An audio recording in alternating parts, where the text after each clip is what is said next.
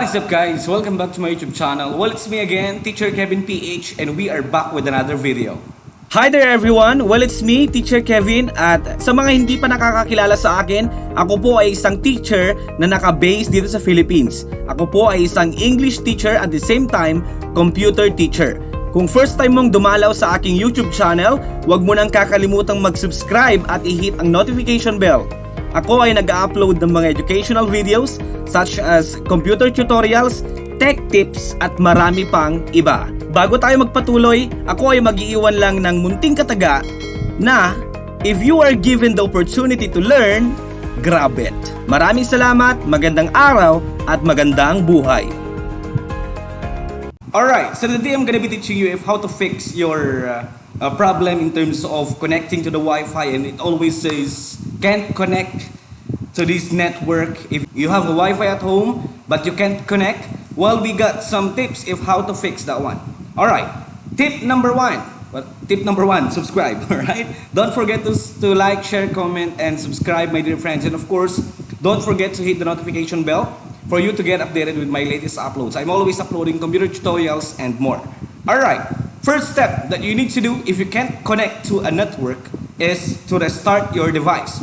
Alright, sometimes there are some instances wherein our startup is not so good. That's why you need to restart your PC.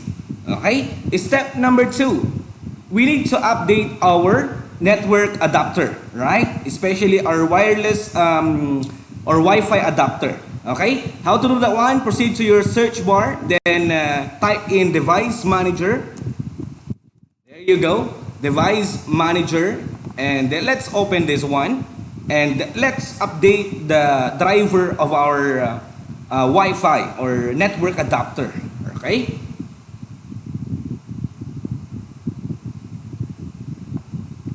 Alright, here we go, my dear friends. Device manager, we can see here network adapters.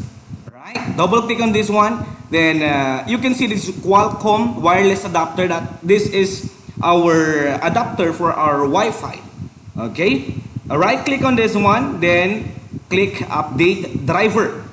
Then browse my computers. Let me pick.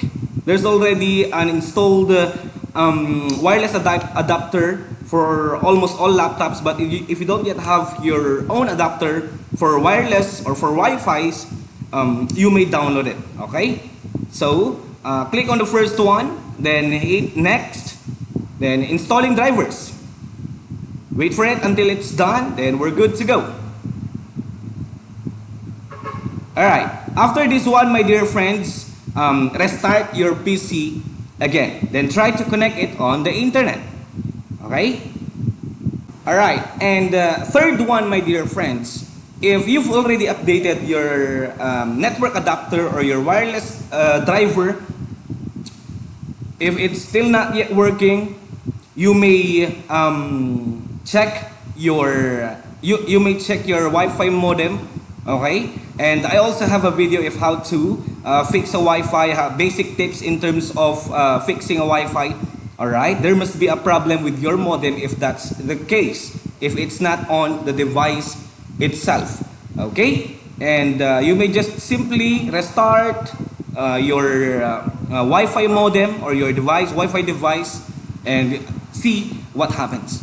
Okay, so those are just our simple tips of how to fix can't connect to this network problem. I hope you've learned something, and see you next time.